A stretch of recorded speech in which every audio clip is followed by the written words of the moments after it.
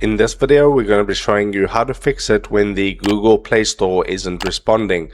If this does help you out, drop a like on the video, subscribe down below, and let's just get into the video. So if you open up the Google Play Store and for whatever reason it doesn't respond, okay, to fix this, you just go into your settings. Once you're on the main page of your settings, just scroll down until you find apps.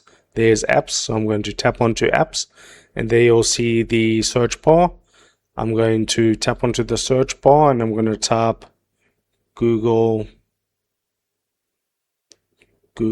Play, and then you can see here I have Google Play Services as well as the Google Play Store.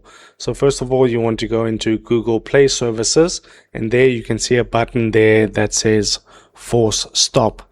You want to hit that Force Stop button, and then once you've done that, scroll down, and then you want to go into storage. Once you go into storage, you want to see here clear cache. You want to clear the cache and you want to clear the data.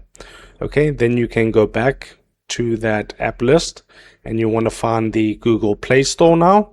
So there's the Google Play Store. Once again, force stop the app right there, and then you scroll down to storage. And then once you find storage, you want to clear the cache there on the right, and you want to clear the data.